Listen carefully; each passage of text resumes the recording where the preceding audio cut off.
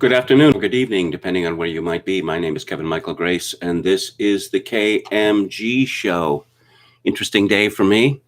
I was the victim of a 2-minute hate on Twitter, actually closer to 2 hours and still ongoing. After I objected to someone using the death of a loved one to make a cheap political point about COVID-19. But I will get to that later. First up, Trump impeachment 2, electric boogaloo. This is from the Associated Press. Opening arguments in the Senate impeachment trial for Donald Trump on the charge of incitement of insurrection for the Capitol riot will begin the week of February the 8th. Donald Trump stopped being president on January the 20th. So they're going to impeach the president who is no longer a president. Is this going to become a habit? Perhaps they could impeach Richard Nixon again. Senate Majority Leader Chuck Schumer announced the schedule Friday evening after reaching an agreement with Republicans who had pushed to delay the trial to give Trump a chance to organize his legal team and prepare a defense.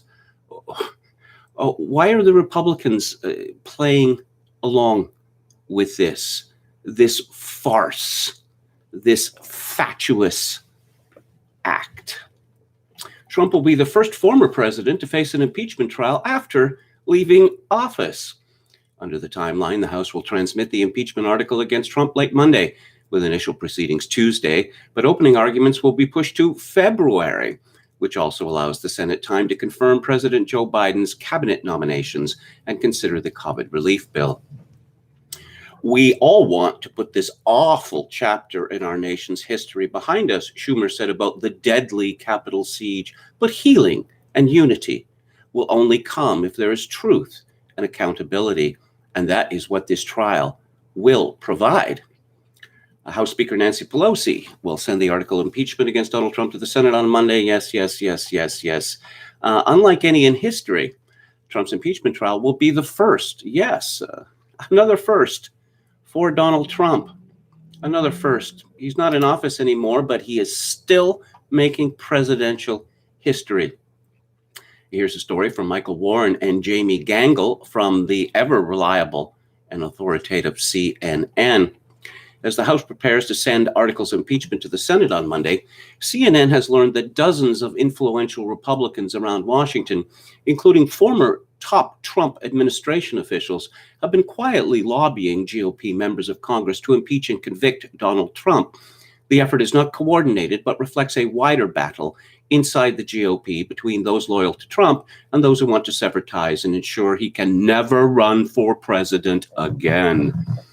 The lobbying started in the House after the January 6th attack on the Capitol in the days leading up to impeachment, but it's now more focused on Senator Mitch McConnell, the powerful minority leader who has signaled he may support convicting Trump. Mitch said to me he wants Trump gone, one Republican member of Congress told CNN. It is in his political interest to have him gone. It is in the GOP interest to have him gone. The question is, do we get there? I wouldn't be surprised that Mitch McConnell might be in favor of this, but it just goes to prove how absolutely useless he is.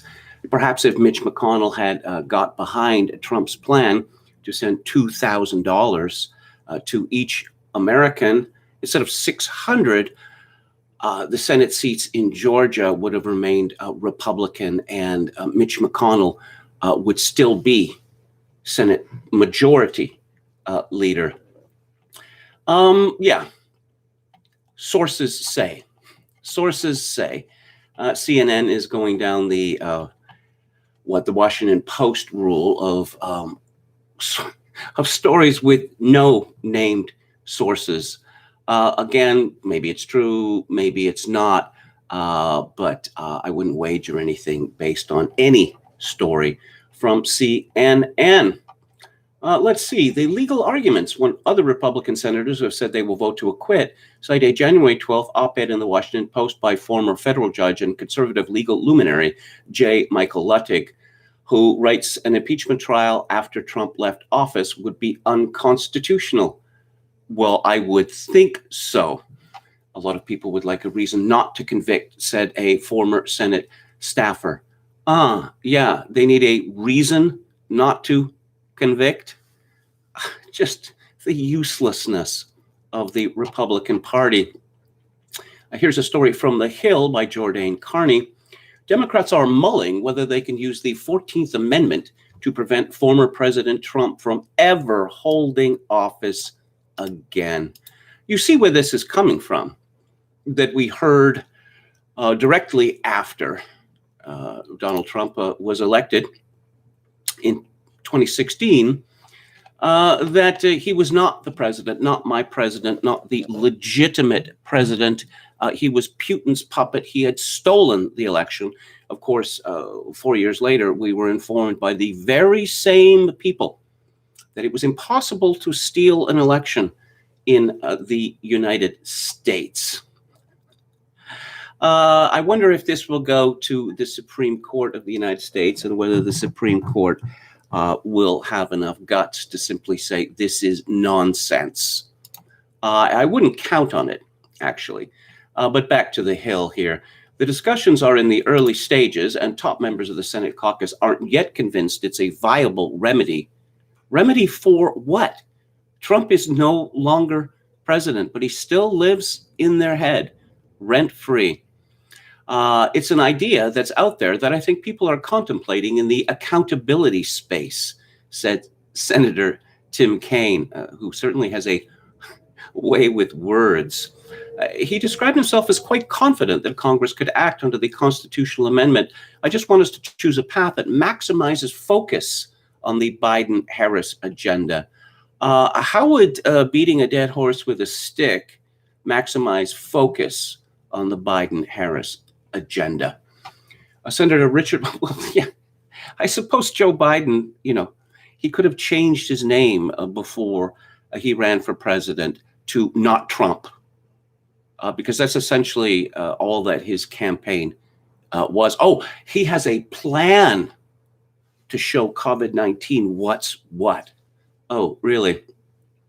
The remedies of the 14th Amendment certainly may be appropriate for someone who incites an insurrection, as Donald Trump did, said Blumenthal, a member of the Senate Judiciary Committee. Well, define insurrection. Senator Chris Murphy cautioned that it was early, but called using the 14th Amendment certainly a possibility.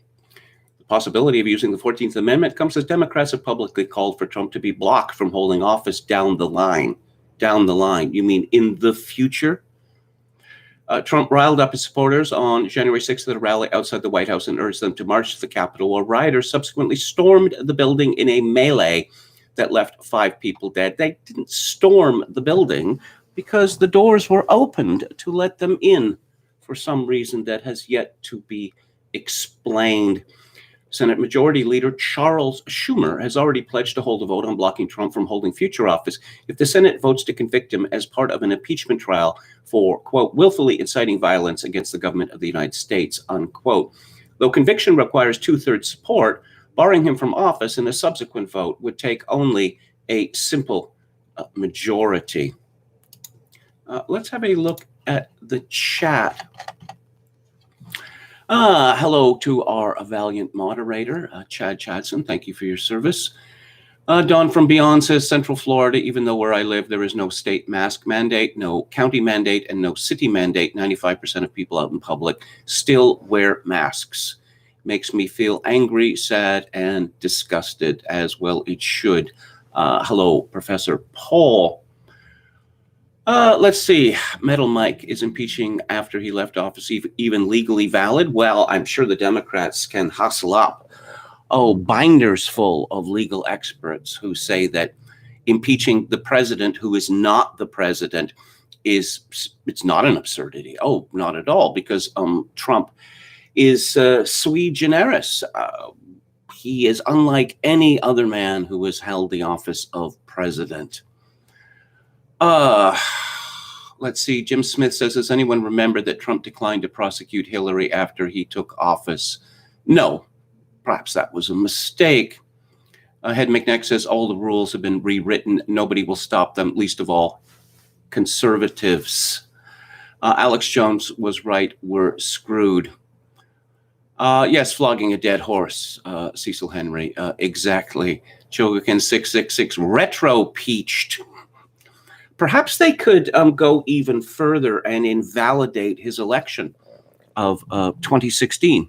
So he was never really president. I think that's going to be the line from the media, from the elite in the future, that he is the one who must not be named. There was a Joyce Carol Oates, that simpering writer, refused to name him in the hundreds or thousands of tweets that she wrote denouncing him. Apparently, he has magic powers. He was the modern equivalent of the Tetragrammaton. Halper says, my pillow guy, Lil Wayne, 24. Metal Mike, I'm not going to repeat your comment about the Georgia Senate seats. I think you know why. Chogokin 666, the snitches keep snitching, dropping name and telephone numbers and all.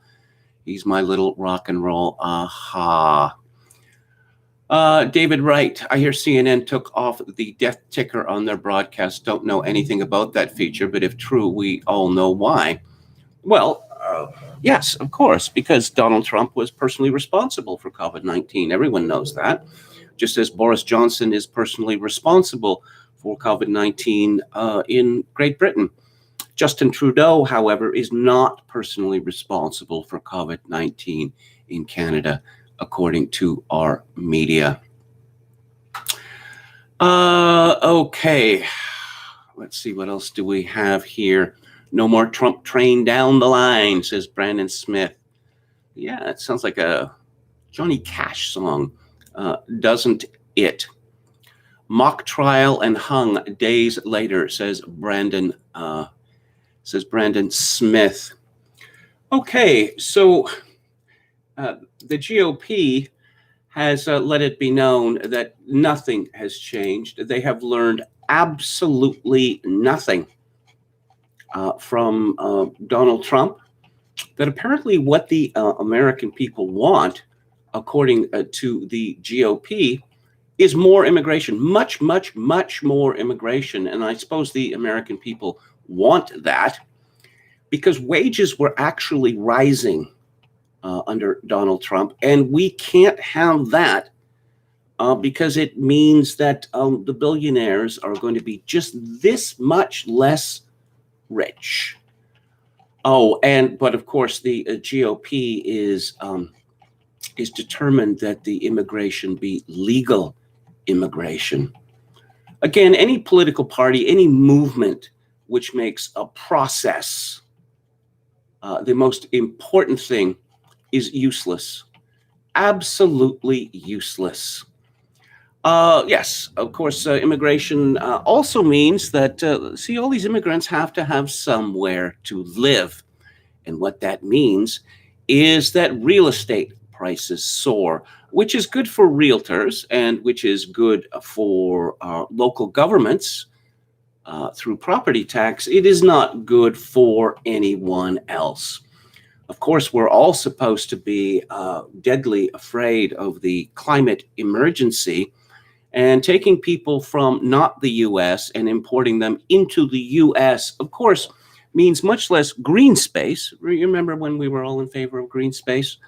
And it also means that these people's carbon footprint will be much greater. But don't expect any logic from these people. Again, it's Schrodinger's cat. On the one hand, it is. On the one hand, it isn't. They believe both of these things fiercely at the same time. Let's see what Jim Kunstler had to write today. No cope from him, unlike Vox Day. Kunstler was, I suppose you could say, something of a bitter ender with regard to Trump staying on as president. He writes, speaking of the inauguration, I don't know what was more peculiar, Lady Gaga sweeping out onto the Capitol dais in Hunger Games drag, and I mean but exactly down to the golden mockingjay pinned above her left breast, or Garth Brooks's post-hymn dash to the exit as though he just heard the repo man was coming for his Gulfstream jet parked across the Potomac at Reagan National Airport. The immense ranked American flags deployed silently down the mall in place of annoying U.S. citizens lent a funereal vibe to the proceedings, as in the death of your country, while the thousands of masked National Guard troops signaled the paranoia crackling under the surface as old white Joe Biden stepped forward to commence his party's punishments against the unwoke, disguised as a call for a unity. He was surrounded by a virtual wax museum of deep staters salivating for the upcoming blood feast. The Obamas, Hillary and Bill nodding off, Nancy, Chuck, Mitch. Yes. As for Trump, he departed as he had arrived in 2016, stridently contemptuous toward the parasitical oligarchy that finally expelled him like a bladder stone. The threatened impeachment trial will be a marvel of casuistry, a procedure for removing someone from office who is no longer in office, and also for the transparently flimsy charge of inciting the insurrection at the Capitol. As if to underscore the absurdity of that, Antifa squads rioted in Portland and Seattle on inauguration night. Their banners expressed less than jubilant sentiment for the new regime. The Portland outfit broke windows and spray painted the city's Democratic headquarters, faking out polls who had warned against an uprising of white supremacists. Of course, all those arrested would be promptly released without charges, demonstrating just how serious the wokester officials running those cities really are about criminal anarchy. The grannies swept into the Capitol Rotunda by Antifa incursionists January 6th won't be so lucky. Here's a picture from Portland. We don't want Biden, we want revenge. And revenge is blood red. Then the anarchist symbol, and then a picture of a rifle with an extra long magazine, and then 3 arrows. I don't know what that means. For police murders, imperialist wars, and fascist massacres. Kunstler continues, neither did a much chattered about military takeover happen during the tension-filled transition hours, though kibitzers on the web insist days later that it remains secretly underway. On his way out, Trump failed to pardon either Julian Assange or Edward Snowden, a disturbing failure, while he commuted the sentences of a couple of 2-bit rap stars based on their contributions to advancing human dignity. And whatever Trump finally rooted out in the way of declassified FBI documents has already disappeared into the D.C. quicksand. Much adored as he is for valiantly opposing everything swampish, it might be best now for Trump to just retire from the political scene and leave the battle to others. He made his point colorfully and often bravely, considering the astounding bad faith of his adversaries, though he certainly could have articulated the stakes better and with more decorum. He leaves not merely a vacuum, but a sucking chest wound of leadership opposing hysterical and tyrannical wokery. Who will step forward in his absence? Probably someone we haven't heard from yet. That's how these things work. Nothing else is resolved about the national drift toward the Niagara of woe just downstream of here. Biden couldn't have asked for trouble more loudly on day one than by shutting down deportations of foreign nationals here illegally and signaling an open borders policy. The legions of newly unemployed and financially ruined U.S. small business owners and workers may take a dim view of that. Rent and mortgage moratoria are extended far ahead as June, as if landlords and mortgage lenders don't need to be paid to keep the banking system running. The new president has promised further, even more severe COVID-19 lockdowns. The Democratic Party apparently wants to utterly destroy what's left of the real on-the-ground economy. No incoming U.S. president has gotten off to a more feckless and ill-fated start. And, what else is happening in Washington? War in Syria? We know that the deep staters, one of their main complaints about Donald Trump was that he didn't murder enough hapless foreigners, that he didn't. He wasn't very good at bombing wedding parties either. But now that the faster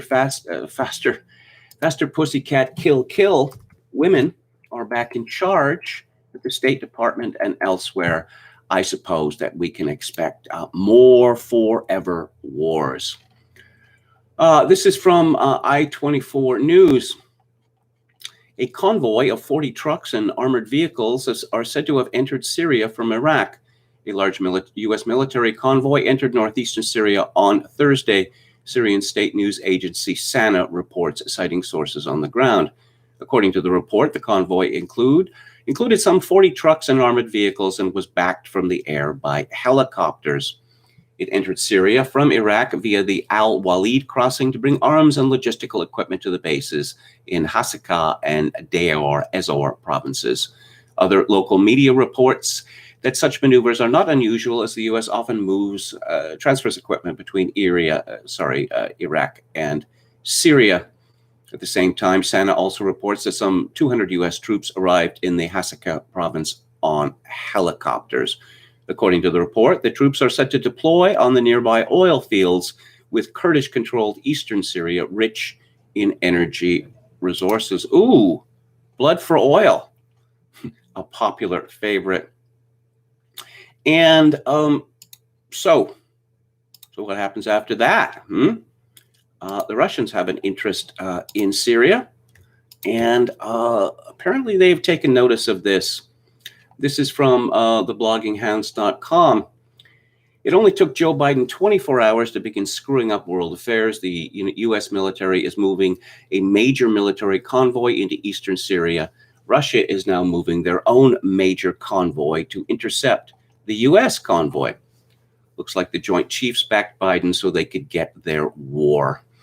The large U.S. military convoy was seen entering northeastern Syria on Thursday, marking the first time since Damascus issued its letter to the UN Security Council, demanding the immediate withdrawal of American forces from the Arab Republic. Yes. War with Russia. Certainly Hillary wanted a war with Russia. Does Joe Biden want a war with Russia? I don't know. I don't really think that Joe is calling the shots.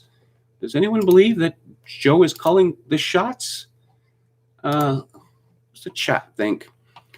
How says, did Trump have a legal right to be present at his own impeachment hearing? The New York Lottery is $1 billion, says Chogokin66. 3 arrows is an anti-fash symbol. Thank you for that.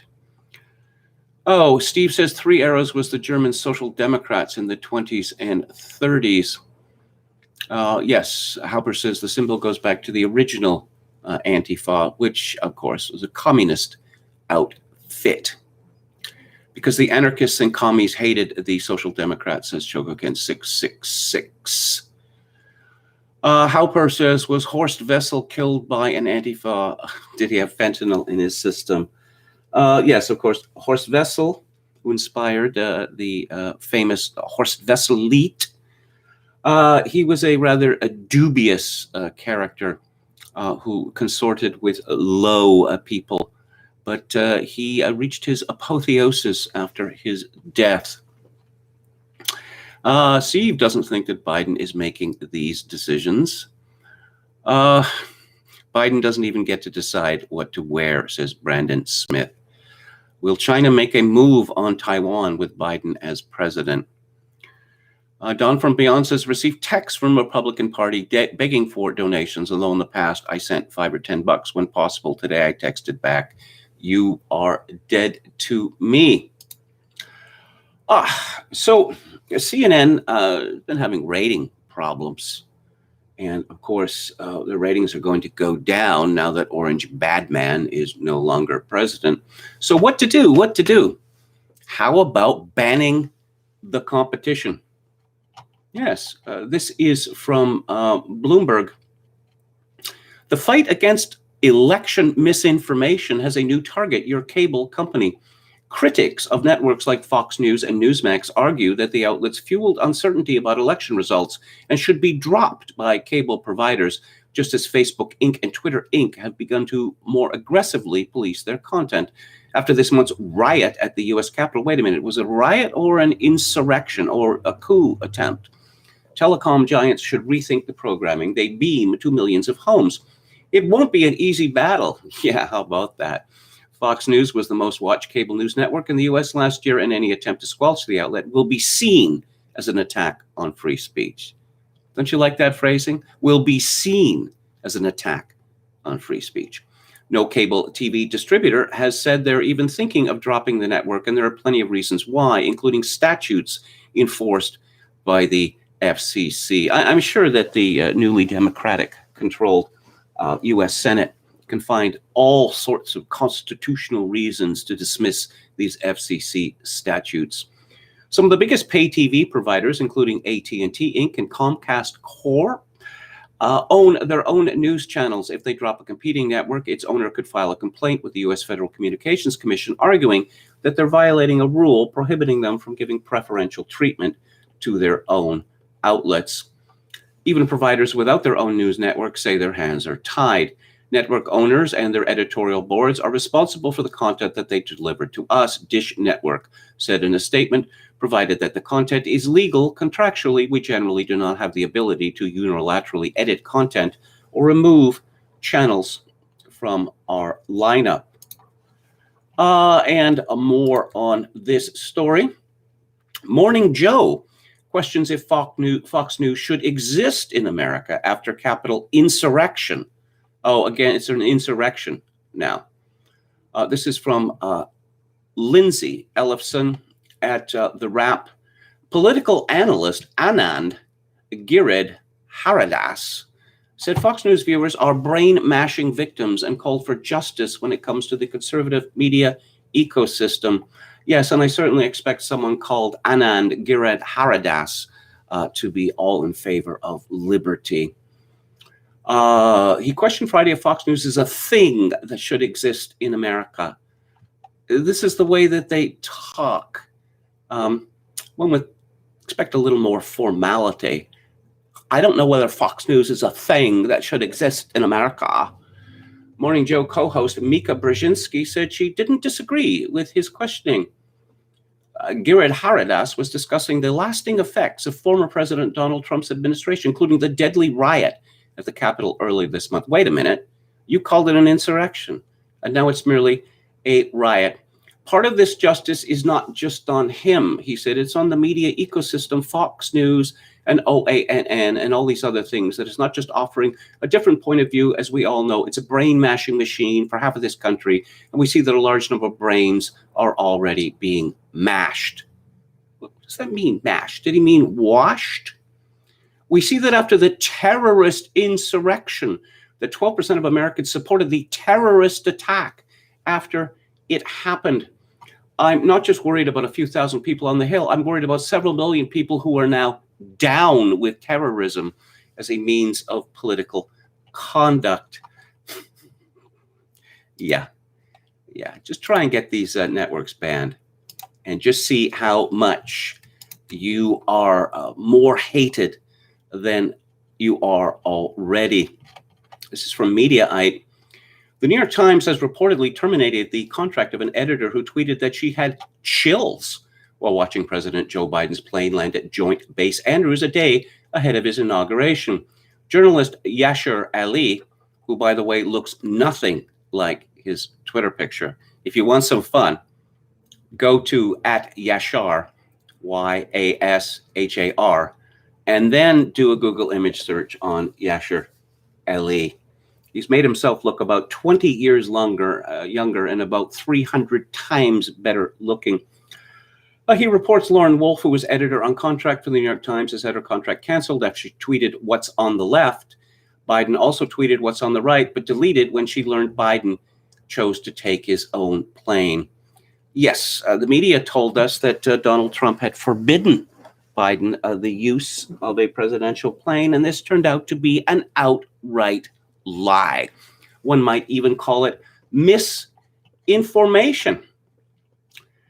Yeah. Okay.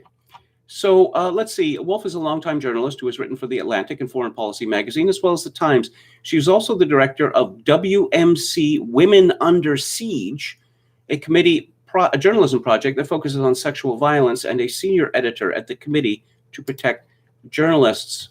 So I thought I'd have a look at the Women's Media Center, and it did not disappoint. That there's a picture of Lauren Wolf here, and yep, she's got the problem glasses.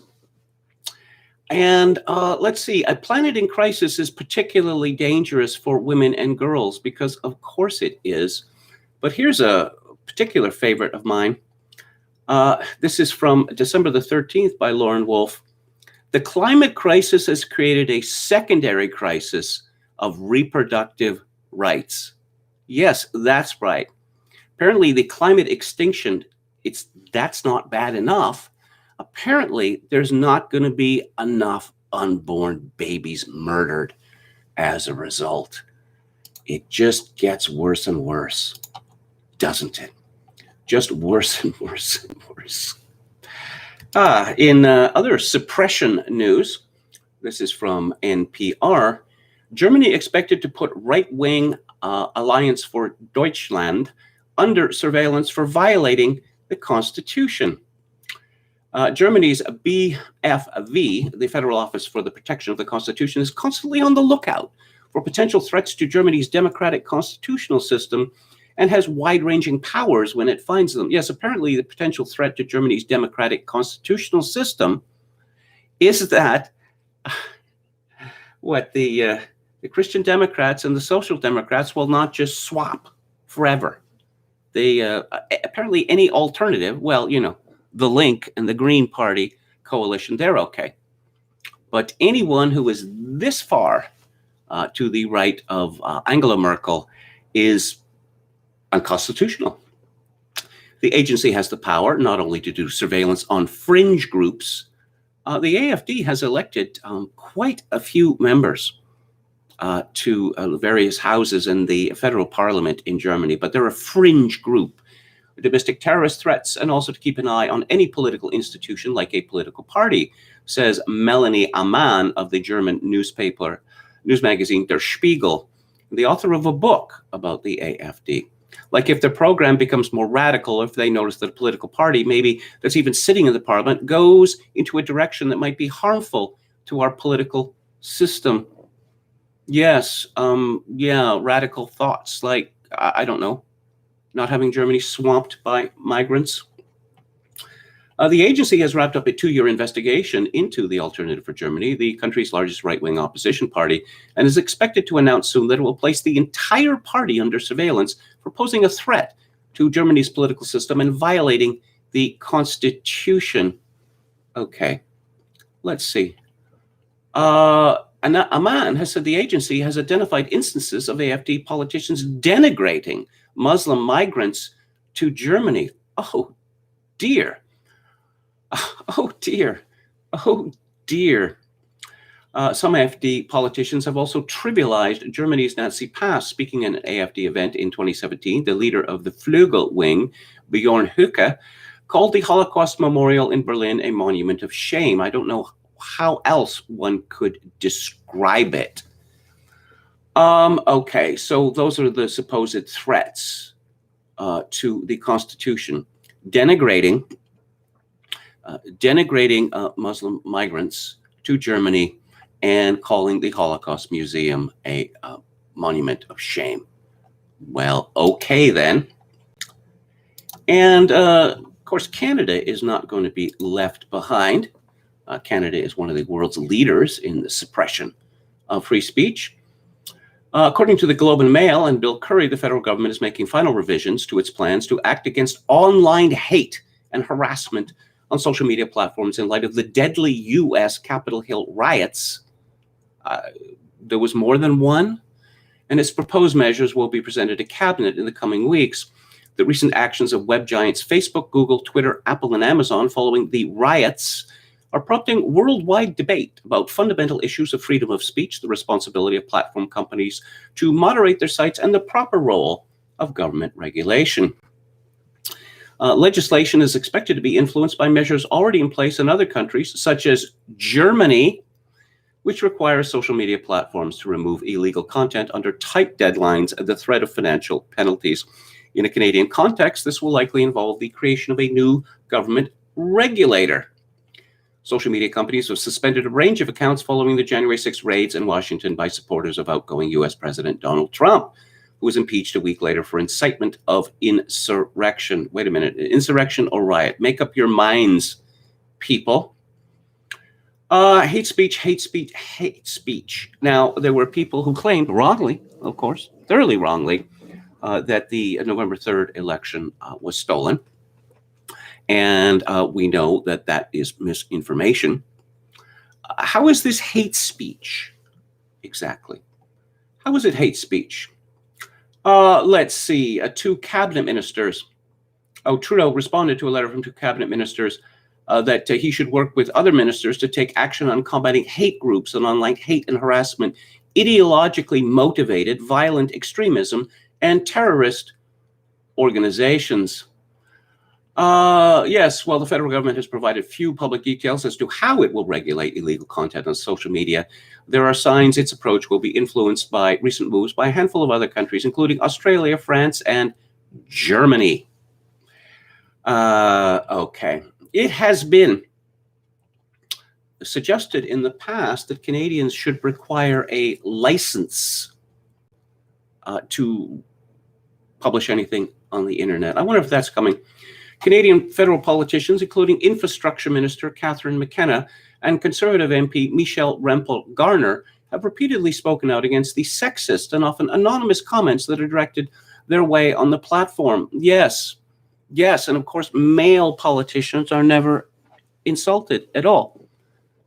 That they would actually say things like this after, Donald Trump just left office 2 days ago, and he was the most vilified politician in American history. I suppose Catherine McKenna is still put out because she was nicknamed Climate Barbie, one, because she believes in the climate extinction, and two, because she is a exceedingly good-looking blonde woman.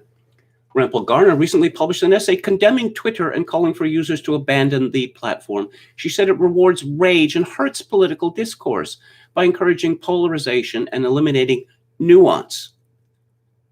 Encouraging polarization, says an MP for a political party. The political system that we have in our country is directly polarizing because you have various parties and you choose candidates from various parties. All partisan politics are polarizing by definition, but these people are too stupid to understand that. So, the Queen is the head of state for Canada and Australia and many other countries.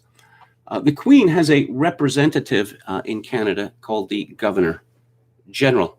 The Governor General is chosen by the Prime Minister, but the Governor General does have power, suspending Parliament, proroguing Parliament in cases, disputed cases of coalitions and the like, deciding which party shall take office. There was a constitutional crisis in Canada in 1926 over this various issue. It was rumored that the Governor General at the time, when the Liberals, the Bloc Québécois, and the NDP had enough members to put together a majority government, that Stephen Harper threatened to fire the Governor General if she acceded to this request. But Canada's Governor General, until yesterday, was a woman called Julie Payette. And without question, an accomplished woman. Wiki describes her as a Canadian engineer, scientist, and former astronaut. She holds engineering degrees from McGill University and the University of Toronto. She worked as a research scientist before joining the Canadian Space Agency in 1992 as a member of the Canadian Astronaut Corps. She completed 2 space flights and has logged more than 25 days in space. She also served as capsule communicator at the NASA Mission Control Center in Houston, and from 2000 to 2007 as the CSA's chief astronaut. In 2013, she was named Chief Operating Officer for the Montreal Science Center. Whether she was a good choice for a governor general, well, this was disputed at the time. She killed a person with her car. Nothing came of that, and she was arrested for beating up her husband. Charges were later dropped. Yeah, she did run the Montreal Science Center, and it was not smooth going when she was there. According to Brian Platt of the National Post from August of 2020, last week after news broke that a dozen Rideau Hall staffers were alleging verbal abuse and a hostile work environment created by Governor General Julie Payette, the phone of a former employee at the Montreal Science Center lit up. When the news came out, I got 15 or 16 texts from friends, coworkers, ex-coworkers. "Oh my God, your old boss," the former employee said. Rideau Hall, the office of the Queen's representative in Canada, is now in the extraordinary position of having a third-party workplace investigation after the Privy Council office intervened due to allegations aired in a CBC story.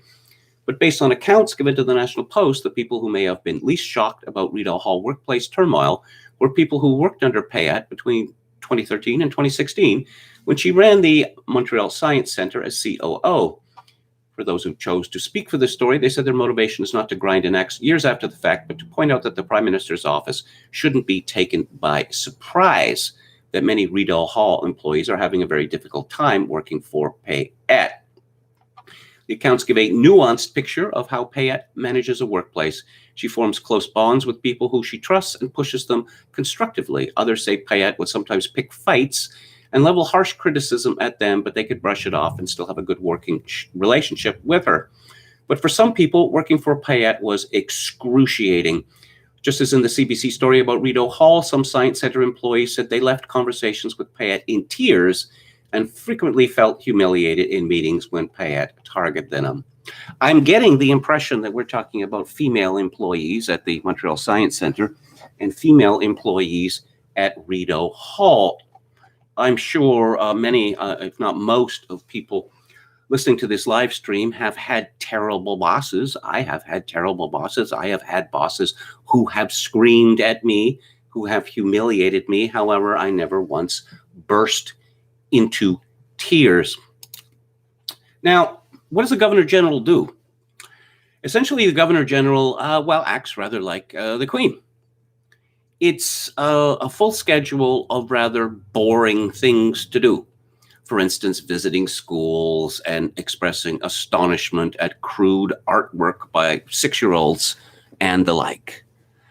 From the very beginning, it appears that Julie Payette did not like her job, that she didn't quite understand that she was not, President of Canada, but a vice-regal ambassador. She refused for the longest time to live in Rideau Hall. I don't know if I had a chance to live in what is essentially, a castle. I think I'd snap that up. Also, she just didn't want to go out and do the kinds of things that governor generals do. Now, the fact that this woman, a Canadian heroine, has been effectively sacked indicates that things must have been pretty bad at Rideau Hall. And I'm looking at a picture of this silly woman. She is wearing the most extraordinary outfit. She is wearing a white top, V-neck top, white. I don't mean off-white. I mean white. Tight white pants, extraordinarily tight white pants.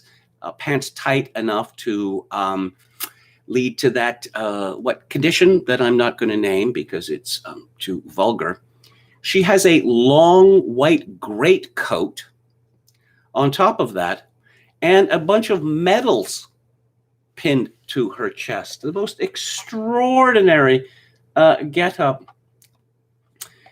She said in a resignation letter, everyone has a right to a healthy and safe work environment at all times and under all circumstances. It appears that this was not always the case. At the office of the Secretary to the Governor General, tensions have arisen at Rideau Hall over the past few months, and for that, I am sorry. Why did you resign? There are going to be tensions no matter who the boss is. From a personal side, this decision comes at an opportune time as my father's health has seriously worsened in the last few weeks and my family needs my help.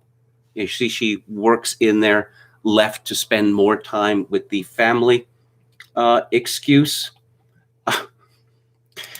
From a great adventure to a resignation, the rise and fall of Julie Payette, Rachel Gilmore in Global News. It seems to me that this story proves that even women don't like women bosses. There was a very amusing story in the Daily Mail about this very thing. But first, people are pointing fingers at Justin Trudeau over this. Susan Delacourt, who is about as good a gauge of received opinion as exists in the Canadian media, she writes, for the third time in her life, Julie Payette has been brought spectacularly down to earth. Okay, there's a bunch of astronaut metaphors here, which I'm not going to get into. Her lengthy resignation statement did not exactly confirm the reports that led to her departure from the highest appointed office in the land. But story after story of toxic working conditions at Rideau Hall under Payette was powerful. Being Governor General is not as fun a job as it looks. Yes, one would have thought that Julie Payette would have understood that. The duties of a Governor General are largely ceremonial, which requires the office holder to do a lot and say very little. But the roles of dissolving Parliament, signing bills into law, and presiding over some fundamental democratic functions falls within some very strict constitutional lines. Even if some of these reports are true, in fact, Payette presided over a culture that would offend the Queen that we see in the Netflix. Yeah, okay. You don't need to watch The Crown again. Why? Why do you have to mention The Crown? It's all made up. Let's see. The contrarian quirk, I'll have to add that to my euphemism list. Doesn't suffer fools gladly, marches to the beat of his own drummer, that sort of thing.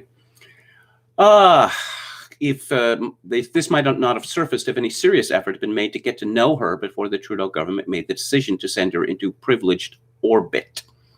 It took very few days after Payette's announced appointment for some big red flags to emerge surrounding her life in Maryland, including a charge of second-degree assault, later dropped and expunged from the record, and an incident in which a woman died after being struck by a vehicle driven by Payette. Nor did the PMO Appointments Division seem to do any research into Payette's other forays into overseeing a workplace, such as at the Montreal Science Centre from 2011 to 2016. Governor Generals in Canada used to be men, and they used to be amiable old duffers who were considered worthy for various reasons. Perhaps it's time for us to go back to the tradition of amiable old duffers instead of high flyers, no pun intended, like Julie Payette. Jeanne Sauvé was a political hack who was made Governor General in 1984, and she is best known and resented from barring the public from the grounds of Rideau Hall in Ottawa, where they had congregated ever since that place was built. She seriously expressed concern about her safety. People picnicking on the grounds apparently worried her to death. Adrienne Clarkson, a lifelong grifter, who's still taking advantage of this in recent years. And Michel Jean, who is from Haiti, I suppose that's sufficient. Clarkson and Jean were both CBC journalists. As I say, back to the amiable old duffers. This story from the Daily Mail in 2009 by Samantha Brick. Catfights over handbags and tears in the toilets when this producer launched a women-only TV company. She thought she'd kissed goodbye to conflict.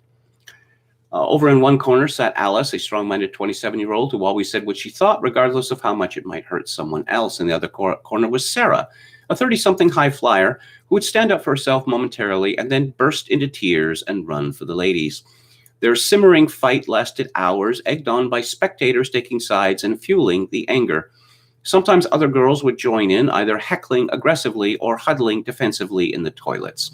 It might sound like a scene from a tawdry reality show, but the truth is a little more prosaic. It was just a normal morning in my office. The venomous women were supposedly the talented employees I had headhunted to achieve my utopian dream, a female-only company with happy, harmonious workers benefiting from an absence of men. It was an idealistic vision, swiftly shattered by the nightmare reality, constant bitchiness, surging hormones, unchecked emotion, attention-seeking, and fashion rivalry so fierce it tore my staff apart. There was a time when I believed in the sisterhood, but that was before Women at War led to my emotional and financial ruin. So this was a TV production company. She hired a team of 7 staff and set up an office in Richmond upon Thames. While the women I interviewed claimed to be enthused by the idea, they still insisted on high salaries. Within a week, 2 cliques had developed, those who had worked together before and those who were producing new ideas. Most days would bring a pointed moment when some people were invited out for lunch or a coffee break, and some weren't. Nothing explicit was ever said. The cutting rejection was obvious enough. Even when we all went to the pub after work, strict divisions remained, made clear according to who sat where around the table and who would be civil or not to whom. Fashion was a great divider, though in this battlefield everyone was on their own. Hideously stereotypical and shallow as it sounds, clothes were a huge source of catty comments, from sly remarks about people looking overdressed to the merits of their fake tan application. My deputy, Sarah, the general manager, first showed how much style mattered when she advertised for an office assistant and refused to hire the best qualified girl because she could not distinguish Missoni from Marc Jacobs. This girl would have been making tea and running errands, but I didn't challenge the decision not to hire her because I had a policy of picking my battles carefully. The office was like a Milan catwalk, but with the competitiveness of a Miss World contest and the low cunning of a mud wrestling bout. A fashion spat ended one friendship when Sarah and our young development researcher received the same surprise Christmas gift, a Chloe Paddington bag worth £900. When they clocked the matching bags in the office, it was like pistols at dawn. They forced a few compliments, but relations never recovered to the expense of my company. Another time, when 2 members of staff bought the same jeans, one proclaimed, "They'll look better on me because I'm a size 8 and she's a 10. It didn't take long for the office to become divided between the girls who wore makeup and those who didn't. Comments from the former were typically, "Doesn't she know what spot cover-up is?" Or, "Has she ever met a hairbrush?" While the no makeup clan were equally biting, with comments behind their backs naturally, such as, "People on the morning bus must think she's a prostitute," or, "She looks like a slapper." The obsession with appearance meant that nearly all the lunch was on diets. All the staff were on diets. If I bought a tuna mayonnaise baguette for lunch, I would overhear staff commenting that I was a pig. I'm a size 12. 2 of the skinny girls often snidely said about the largest girl, "I'd kill myself if I got that fat." One of the assistants got her own back on the food police for several weeks by pretending to buy them fat-free lattes, which were really full fat. Employees considered it acceptable to take time off for beauty treatments and not out of their holiday allowance. One girl regularly came in late because she was getting her hair colored, and when I mentioned this, she blew up in outrage. Though at least she had a reason. Most just turned up late regardless and huffed, That's the time my train gets in," if I pointed at the clock. Yes, Sarah, my general manager, refused to get involved in a dispute over a stolen laptop because she didn't want to be the bad cop. Despite being in charge, she was scared at the prospect of being bitched about. Soon, arguments became a daily occurrence. It would start with snide comments between 2 people, and then, as others joined in, emotional anger would grow until an eruption, shouting, screaming, swearing, which always left someone in tears. Then the friends of the woman who was upset would follow her to console her, leaving one group in the office and another group in the ladies. Both would then bitch unreservedly about each other and do absolutely no work. It reached the point where I even wrote a handbook for staff on how to be nice to each other. The advice centered on being respectful to everyone and treating people equally. Of course, this was completely ignored. Many of the women were aggressive or defensive or both. The most aggressive masked a host of insecurities with their outgoing nature, while the defensive ones opened up only when provoked. The worst type I encountered, however, was the passive-aggressive. She doesn't seem mean, but is the worst of the pack, ruthlessly bringing you down in such a sweet and unassuming manner that you don't realize what she's done until long after the event. She conceals her bitchy words in flowery phrases. One of my staff told another sweetly, "I don't mean to be a bitch, but I just can't bear to be in the same room and breathe the same air as you right now." But the biggest force wasn't personality type, it was hormones. When one woman started having IVF, she unleashed her rage without warning and without apology. At that time of the month, which in an office staffed only by women meant someone was always at that point, any bad mood was swiftly passed on to the rest of the team as if by osmosis. Hormones came second as an excuse for absence and bad temper, only to love life problems. When one woman split up with her boyfriend, I was told in no uncertain terms by her that I must be super understanding and sensitive towards her at work. In an email she sent me, a true drama queen, her tears went on for a week. Another girl, juggling two relationships at once, frequently primed everyone in the office about what to say to whom whenever either of the men called the office. Another woman had a voracious sexual appetite and in a female-only environment saw nothing wrong with screeching across the open-plan room details of her marathon sex sessions. I received frequent complaints about her crude language. Yes. Yeah. Just, oh, yes, and they bring in some men to do camera work because cameras are heavy. And guess what happens then? All of the women start throwing themselves at the men, and one of these men had a live-in girlfriend who got swiftly ousted for one of the female-only employees.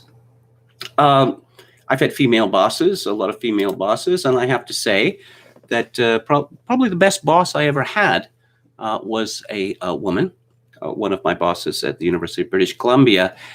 But she lived by the motto, if it ain't broke, don't fix it. One of the problems I've had with female bosses is their seeming obsession with making changes, often for the sake of change, to put their stamp on the job. And I once found myself in the situation comedy cliche of lifting tables, display tables for books. They're made of aluminum, but of course there's glass. Glass is very heavy. And the underneath, the solder had not been filed down. So if you hold these tables for very long, it starts to tear open your hand.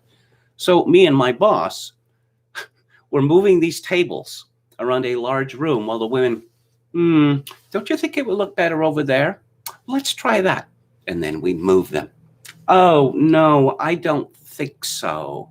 Perhaps over there. And then we moved the tables over there. And this went on for the longest time. And it may be that the display tables were put back exactly where they started. I used to have a job literally shelving books in a library. It was a little more than that because I was in charge of a bunch of temporary hires, students who did some of this work. So this is what my job was, that the books come in the basement. So I would, and if necessary, others would collect them in what are called book trucks, take them up to an elevator to the third floor. They get put on sorting shelves, and I would sort them. And then me, and if it was busy, other people that I had hired and supervised would put the books on the shelves. That's it. Every year for 3 years, my female boss asked me, she was reading from a checklist, what initiatives have you raised to possibly, improve things? And I thought, why are you asking this? You know exactly what my job is and just how simple it is. What possible initiatives could I come up with? And I said, no. And I got a black mark. and my review, my yearly review, because of this. But this woman did get a big change. In order to facilitate quicker getting the books on the shelves more quickly, there were 2 floors where one floor was reserved for bound periodicals and the others for monographs. And the reason for that is that the bound periodicals, that's the floor that I was on, they're not all the same size, but most of the books, the bound periodicals, are of the same size. When you're dealing with monographs, some of the books are tiny and some of the books are large, which means that you can only carry fewer of them. With bound periodicals, you could pretty much put your hand down, to your knee and bring it up to your chin. Well, the woman in charge, after I left, decided that this was ridiculous. Well, it wasn't ridiculous because it meant the books got on the shelves quicker, and this was better for the students. Oh, but they have to go to 2 floors. They would have to go to 2 floors anyway. But she decided that they were going to be integrated. So this library was chaos for about 6 months afterwards. Let's have a look at the chat.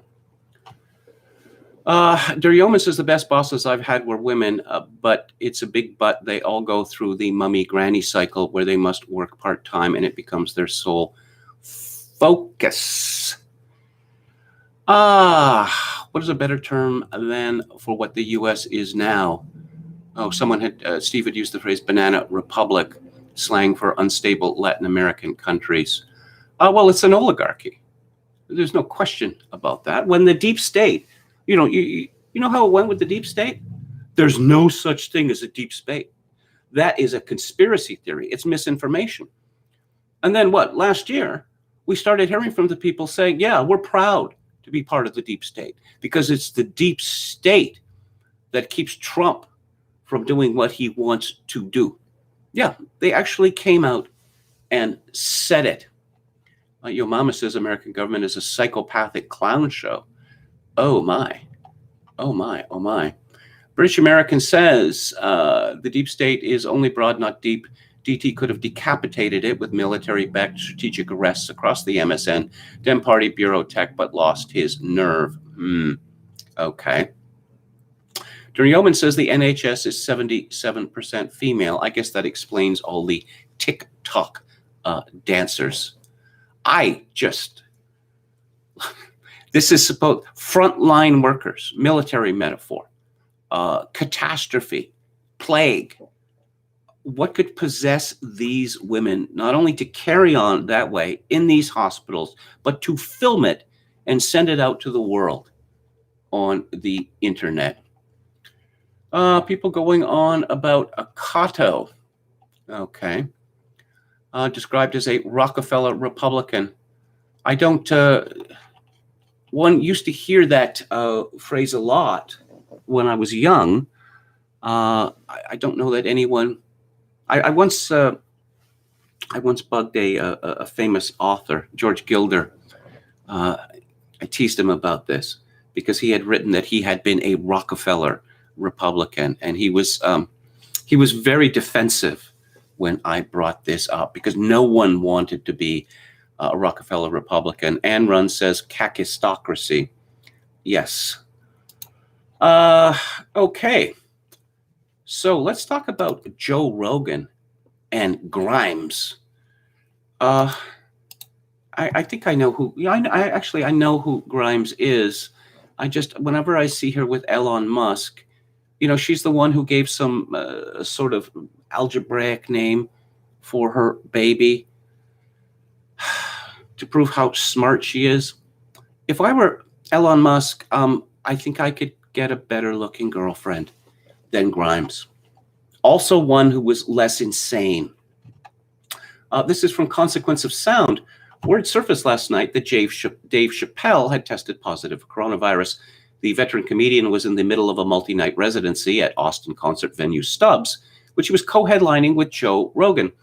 During a gig earlier in the week, Chappelle and Rogan were photographed maskless with Elon Musk and Grimes. As Grimes herself had tested positive for COVID-19 earlier this month, some speculated that she was the one who transmitted the virus to Chappelle. But in a statement to TMZ, Rogan said this was not the case. The person that gave COVID to Dave was not Elon's partner, Grimes.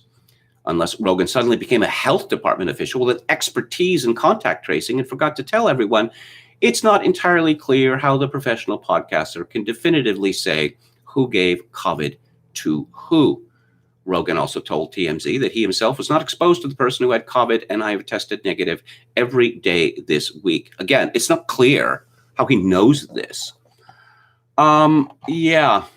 Okay, I guess this is another reason why we are expected to hate Joe Rogan.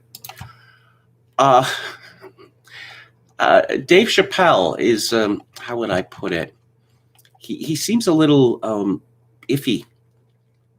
Isn't he always quitting things for good and then coming back to them? But in any event, I shouldn't, even if these people, all got COVID, why would they be frightened? Given that they have something like a 99.99% chance of surviving it. I wouldn't even expect them to get sick. And anyway, isn't the new narrative that with Joe Biden in charge, that the crisis is over? But wait, this is from CNBC. Boris Johnson says some evidence new COVID variant in the UK may be even more deadly. Because of course it would be, which gives him an excuse to keep Britain locked down forever. Yeah, in Lockdown Skeptics today, which is by Will Jones, infinite travel restrictions loom over new variant fears. Yes, just as one would expect. Are infections really rising? It doesn't seem so. Long lockdown starts look even longer. It was reported yesterday that Prime Minister Boris Johnson will not rule out continuing restrictions into the summer. Okay. Boris cited the questionable REACT study data in justifying his caution. And yeah, the Plan A, the traditional plan, was abandoned in Britain. And these were the anyone ill with pandemic influenza should stay at home, minimize close contacts, adopt a thorough respiratory and hand hygiene practice. Although there is a perception that the wearing of face masks by the public in the community and household setting may be beneficial, there is in fact very little evidence of widespread benefit. Yes, this is from the British government, amusingly. There is very limited evidence that restrictions on mass gatherings will have any significant effect on influenza virus transmission. The working presumption will be that the government will not impose any such restrictions. School closures. To be effective, prolonged closures are required. This would involve schools over a wide area, but carries a risk that social mixing of children outside school would defeat the object of the closures. Business as usual. The UK government does not plan to close borders, stop mass gatherings, or impose controls on public transport during any pandemic. And let's see, the moral panic against lockdown skeptics. Yeah, these are wicked, wicked people. And in my case, I suppose I must include myself. And I experienced a taste of this this afternoon. And very amusing it was, too. Although, of course, it is somewhat disconcerting to have a bunch of people screaming obscenities at you for hours. That, let's see, a woman in Wales called Linda, not my Brexit. You see what she did there? Pro-EU. And she announced the death of what she called a loved one. And she used this as an excuse to rail at Boris Johnson. Yeah. Yes, she wrote, "This week COVID turned someone dear to me into a statistic. I'm heartbroken, but more than that, I'm angry. Angry that to many people, a statistic is all she is. A statistic many will shrug off. A statistic that Johnson did his best for. Please, hashtag be angry too, hashtag hold them to account. I responded, quite right, Boris Johnson could have easily abolished deaths, but he chose selfishly not to do so. And then the fun began. Someone called John West responded, you act like a sycophant supporting the lying shit sitting as PM. You become complicit in democide. You support corruption, the PPE, and cronyism. You are, in fact, a stooge. Don't quote tweet again, not to push BS.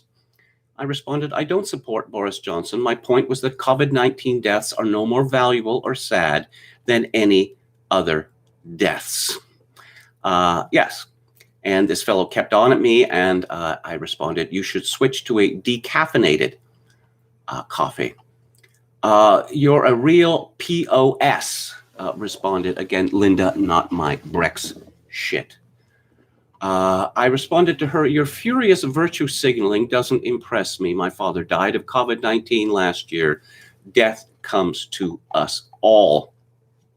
John West was back with, I have never doubted anyone who said they lost someone through COVID, but I'm damn close with this one. Genuinely flabbergasted with the utter heartless lack of empathy. Again, a person who doesn't know what empathy means. I responded, doubt all you want, but it happened. It was in the papers and everything, and I linked to a copy of my father's obituary in the Ottawa Citizen. And then Kevin seems to be a bit of a lightweight and a snowflake, poor little Kevin. This was from Monsieur Prepus. Oh, yes, a penis joke. I responded, snowflake, I'm not the one spluttering with rage. Linda came back with virtue signaling, all caps, 2 question marks. How fucking dare you, 2 exclamation marks. You quote tweet me, no doubt looking for support from your own followers because you can't fight your own battles and then accuse me of virtue signaling. You're nothing but a pathetic coward. Yes. PFE campaigning to reboot Britain. Yeah, isn't it curious how all these people who think that Boris Johnson should have locked up Britain tighter than a drum, I don't know, going back to February of last year, they're all Remainers, bitter ender Remainers. Curious, huh? So PFE campaigning to reboot Britain tweeted at me, if you don't have anything nice or sensitive to say, then just go back under your rock and stay there, please. I responded, nice, passing strange, coming from the brigade that's been screaming obscenities at me for the last hour. And yeah, it's just, wow. This must be hundreds of tweets directed at me talking about the worst OnlyFans account. What? Oh, and calling me a psychopath. Yes. Jim Parkin, BLM, wrote, why would KMG Victoria, a Canadian with a minor show, oh dear, choose to jump on a grieving Welsh woman who has lost a lifelong friend and accuse her of virtue signaling? Is he a psychopath? Oh, someone else, let's see, Lucy Knight says he's an angry little attention whore. And John West again, congratulations, you have my attention, you utter stain on humanity. You fail to recognize an ironic statement on the state of the UK and distill everything down to sex. What?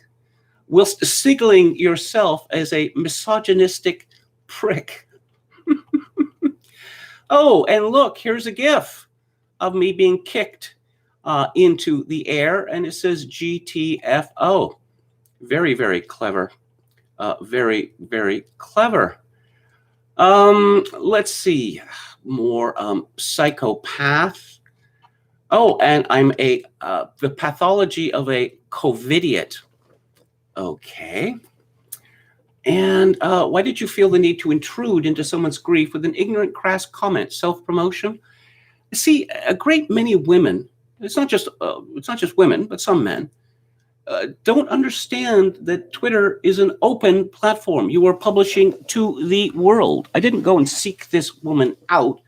I just ran into it, and I commented to her that exploiting someone's death to make a cheap political point is contemptible. And indeed, it is.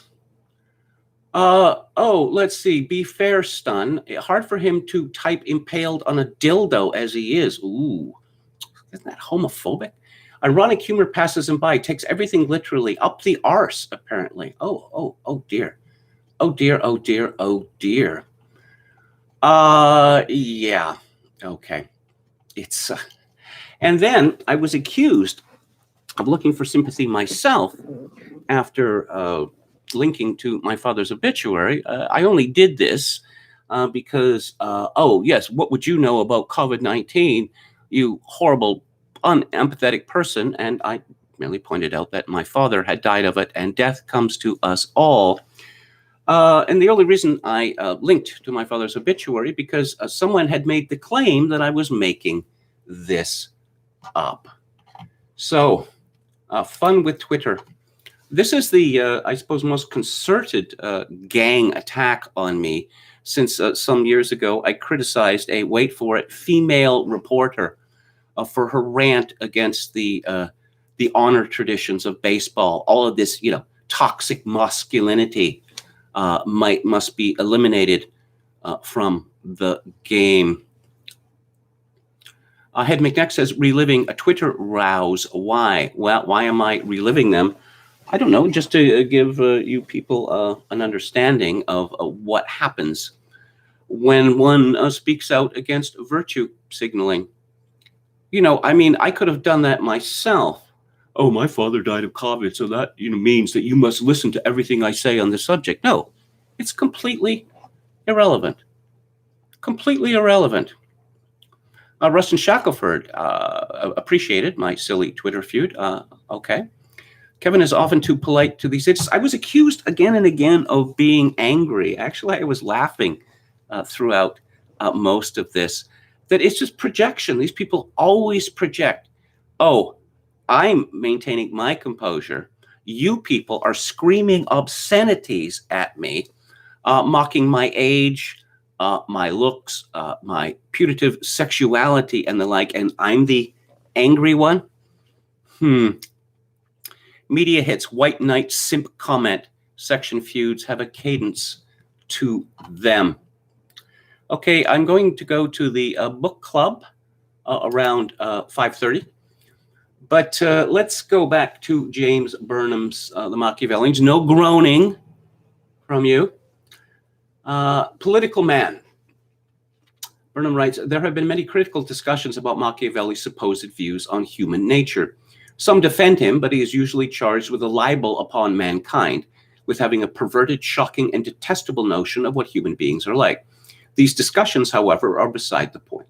Machiavelli has no views on human nature, or at any rate, none is presented in his writings. Machiavelli is neither a psychologist nor a moral philosopher, but a political scientist. It is clear from a study of Machiavelli that what he is trying to analyze is not man, but political man, in somewhat the same way that Adam Smith analyzed economic man. Adam Smith did not suppose for a moment, though he too is often enough misunderstood, that he was exhaustively describing human nature when he said that economic man seeks a profit, that when a man operates in the capitalist market, he seeks the greatest possible economic profit. Of course, Adam Smith realized that men, in the course of their many and so various activities, are motivated by many other aims than the search for profit. But he was not interested in human nature as a whole. Man's nature was relevant to his studies only insofar as man functioned economically in the market.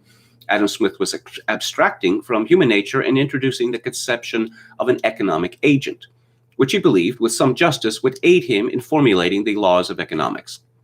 Analogous procedures are followed in all sciences. Newton, when he introduced ideas of frictionless motion, bodies not acted upon by any forces, perfectly elastic bodies, and so on, did not imagine that such things existed. Newton also was abstracting for the sake of generalizing more adequately about certain types of phenomena, in his case, physical phenomena. Similarly with Machiavelli, he is interested in man in relation to political phenomena, that is, to the struggle for power. in man as he functions politically, not in man as he behaves towards his friends or family or God. It does not refute Machiavelli to point out that men do not always act as he says they act. He knows this. But many sides of man's nature he believes to be irrelevant to political behavior. If he is wrong because of a false theory of politics, not because of a false idea of man. Many people think that politics is ultimately a question of psychology because they argue it is, after all, human beings who carry on political actions. This belief lies back of the common attempt to explain politics in terms of the character and motives of political leaders, even of the common man, an attempt familiar not only from ordinary discussion, but more prominently from the journalist books on politics that have plagued us during recent years. It is the basis as well of more pretentious studies which claim to explain politics in terms of some contemporary psychological systems such as psychoanalysis or behaviorism. The reflection between psychology and politics is, however, by no means so direct. If we had at our disposal a completely developed and general science of psychology, presumably it would include politics and sociology, economics, and history besides. But we have nothing even promising such a psychology. As things are, the proper study of politics is quite plainly distinct from the study of psychology, and the laws of politics can in no way be deduced from the laws of psychology. To understand politics, we must get our evidence directly from the record of political struggles themselves. Those minor details which psychology is now able to tell us about reaction times, conditioned reflexes, and infant peculiarities teach us nothing at all about how forms of government change or a ruling class is wiped out. From studying the facts of politics, then, Machiavelli reached certain conclusions, not about man, but about political man. First, he implies everywhere a rather sharp distinction between two types of political man, a ruler type, we might call one, and a ruled type, the other. The first type would include not merely those who at any moment occupy leading positions in society, but those also who aspire to such positions or who might so aspire if opportunity offered. The second consists of those who neither lead nor are capable of becoming leaders. The second is the great majority. There's a certain arbitrariness in any such distinction as this, and obviously the exact line between the two groups is hazy. Nevertheless, it is clear that Machiavelli, and all those, moreover, who write in the tradition of Machiavelli, thinks that the distinction reflects a basic fact of political life, that active political struggle is confined for the most part to a small minority of men, that the majority is and remains, whatever else happened, the ruled. The outstanding characteristic of the majority, then, is its political passivity. Unless driven by the most extreme provocation on the part of the rulers or by rare and exceptional circumstance, the ruled are not interested in power. They want a small minimum of security and a chance to live their own lives and manage their own small affairs. Whilst the generality of the world live quietly upon their estates and unprejudiced in their honor, they live peaceably enough, and all a ruler's contention is only with the pride and ambition of some few persons who are, many ways, and with great ease to be restrained. That is from Machiavelli's The Prince. In the general, Machiavelli finds men are ungrateful, inconstant, hypocritical, fearful of danger, and covetous of gain. Whilst they receive any benefit by you and the danger is at a distance, they are absolutely yours. Their blood, their estates, their lives, and their children, as I said before, are all at your service. But when mischief is at hand and you have present need of their help, they make no scruple to revolt. The people, moody and changeable, being deceived with a false imagination of good, do many times solicit their own ruin and run the commonwealth upon infinite dangers and difficulties. At the same time, they have a great respect for firm authority. This is from the Discourses. There is nothing more certain to appease a popular tumult and reduce the people to reason than the interposition of some wise person of authority among them, as Virgil has told us, with very good reason, if in their tumults a grave man appears, all's whist and nothing stirring but their ears. The multitude without a head is altogether unserviceable. Upon the accident of Virginius, the people having taken arms and retired to the Holy Mount, the Senate sent to them to know upon what account they had abandoned their officers and betaken themselves to that mount. And the authority of the Senate was so venerable among the people that having no head among them, there was nobody durst return an answer. Titus Livy tells us they wanted not what to say, but who to deliver it. For having no certain commander, every private person was unwilling to expose himself to their displeasure, from whence we may understand how useless a thing the multitude is without a head. Excuse me. Now, later on, we're going to be discussing Burnham's difficulties with democracy. And democracy is a myth. Perhaps it's a noble myth. But the idea is the people choose representatives who represent their interests. And this is the best system. Well, the people don't choose their representatives. The representatives choose themselves. They are not the best people. They are the people who want these jobs the most. The people, for the most part, they don't spend much time thinking about politics, although I suppose these days they spend more time than they used to. But the accusations that Machiavelli was a misanthrope come from what seems to me his very sensible observations about the political nature of people. Burnham continues, nevertheless, and this observation applies to rulers and ruled alike, no man is perfectly good or bad.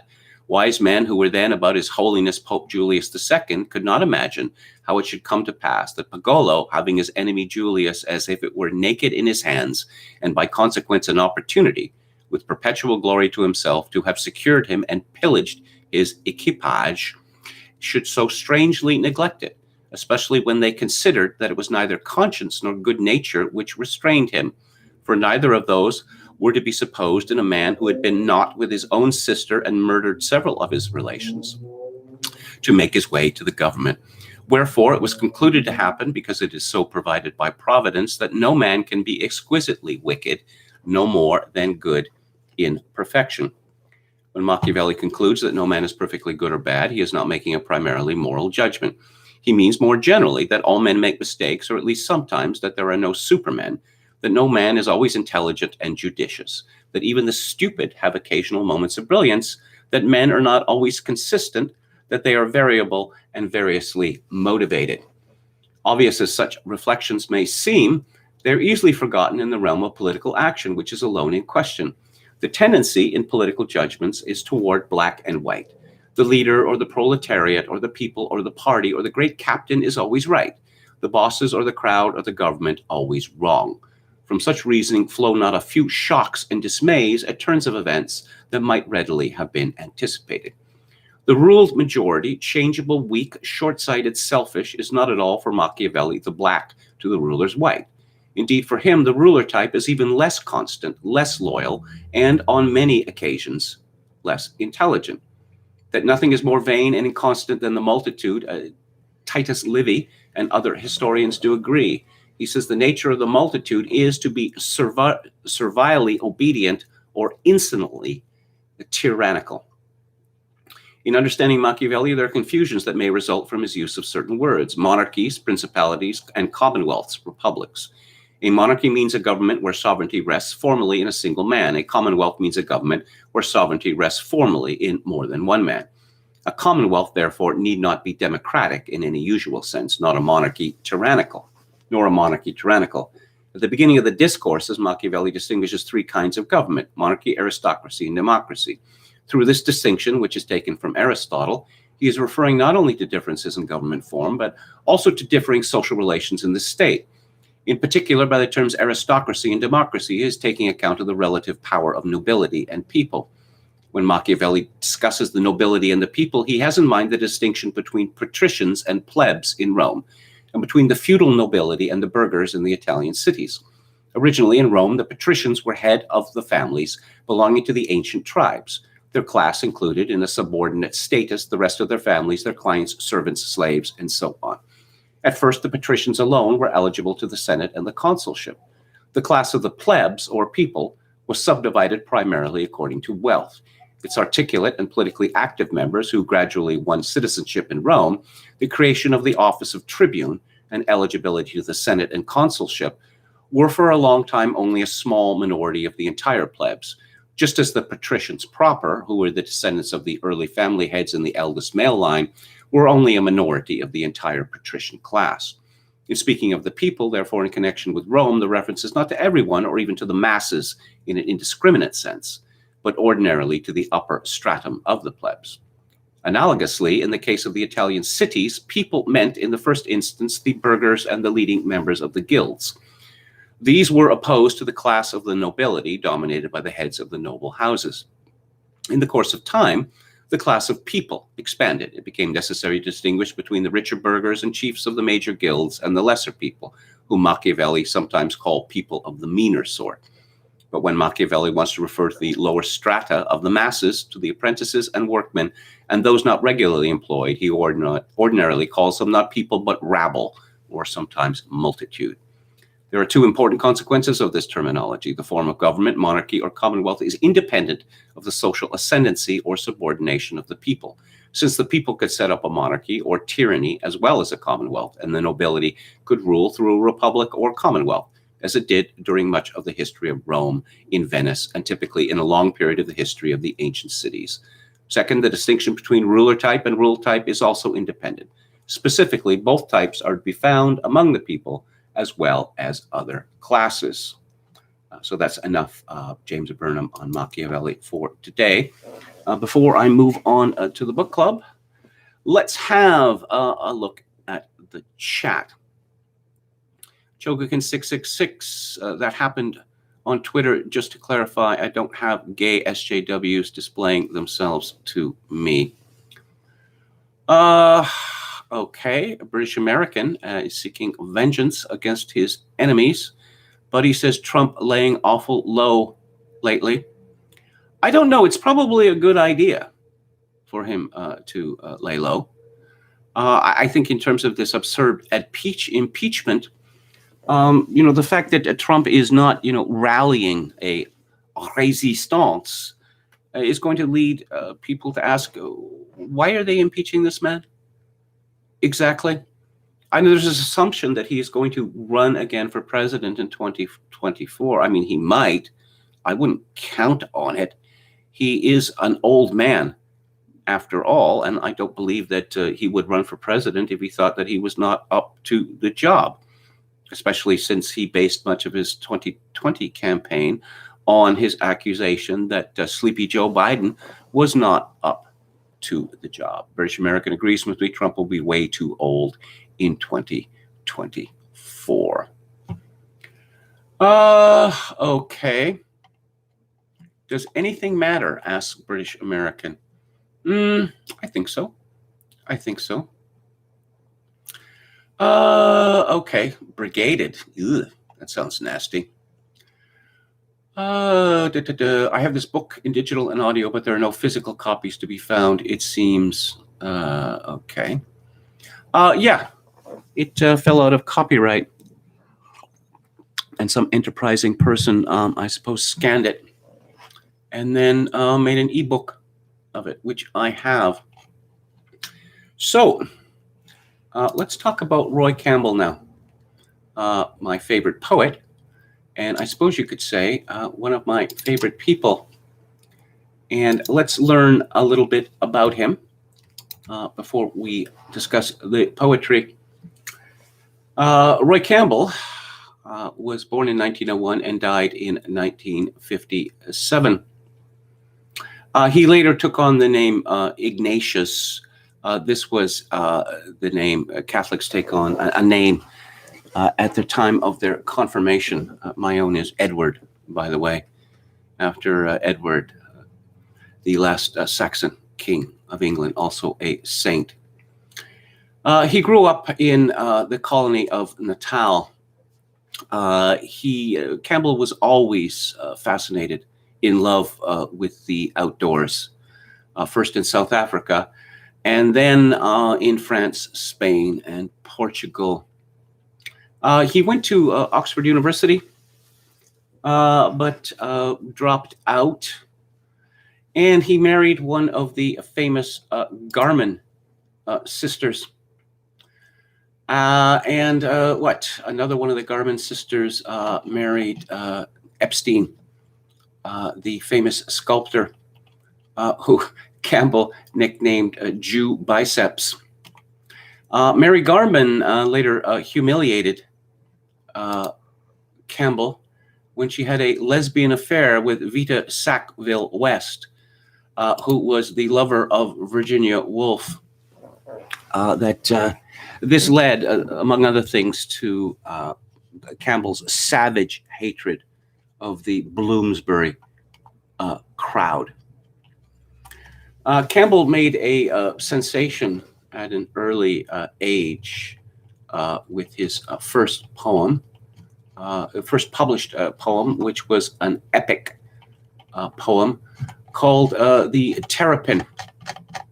And Campbell became, I don't know, something of a notorious figure in England because poets were not supposed to be like Roy Campbell, who once threatened Stephen Spender directly with his fists. Of course, Stephen Spender and W.H. Auden, Parsnip and Pimpernel, as Yves Lemoine called them, slunk out of Britain during the Second World War to safety in America, while Campbell, despite his advanced age, joined the armed forces. Campbell was, T.S. Eliot published him at Faber. There's a dramatic work about T.S. Eliot's crazy first wife, and the joke is that she decides one day, I don't know, for the hell of it, to throw away a manuscript by Roy Campbell. He satirized the Bloomsbury crowd in an epic poem called The Georgiad. And interestingly enough, Campbell, despite being a Catholic convert, had a fascination with the Mithraic cult of the Roman Empire, and he wrote a series of sonnets on this called Mithraic Emblems. It was Campbell's A Flowering Rifle, a poem from the battlefield of Spain, published in 1936, which ruined his reputation amongst the British literati once and for all, because all of the good people were supposed to be on the side of the Republic. Humphrey Carpenter, in his biography of the Inklings, J.R.R. Tolkien, C.S. Lewis et al., he recounts that Campbell had been in Toledo in 1936 and had witnessed at first hand the deprivations committed by the anarchists and the communists against the Catholic clergy, raping them, mutilating them, and killing them, and then putting them into sexual positions, mass murder, and he returned to Britain breathless with this, and sought to tell as many people, influential people, as he could about what was happening in Spain. And J.R.R. Tolkien was quite taken and aghast at what he heard, whereas C.S. Lewis found it all rather amusing, because C.S. Lewis was first and foremost an Orangeman.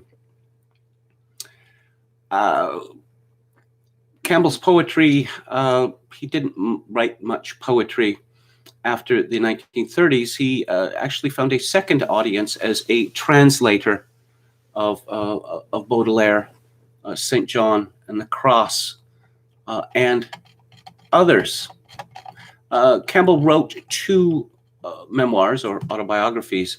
They are, let's say, unreliable because Campbell loved tall tales about himself and others. Let's see, books about Roy Campbell. Peter Alexander's biography, which came out in 1982, is outstanding. And there's a beautiful cover. I believe it's an Augustus John portrait of Roy Campbell.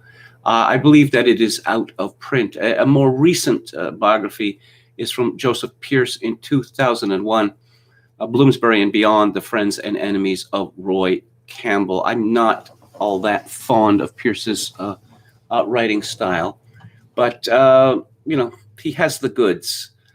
The book was published in America as Unafraid of Virginia Woolf, The Friends and Enemies of Roy Campbell. Henry Regnery, the great American right-wing publisher, published Campbell, and Campbell became a friend. And Campbell told a story about himself, which is probably true.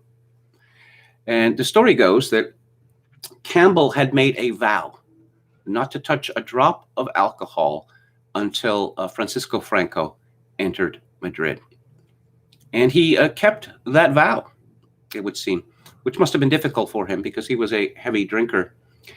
And so in 1939, Franco did enter Madrid in triumph. And Campbell told Henry Regnery that he drank a bottle of wine in a single swallow. And Regnery said that he believed him because he'd seen Campbell do it. And Campbell asked Regnery, do you know what it was like? And he said, like angels going down my throat wearing velvet slippers. Yes. So let's look at some of his poems. Yes, the Piping Nancies from the Georgiad. He really did not like Bloomsbury, as I have mentioned.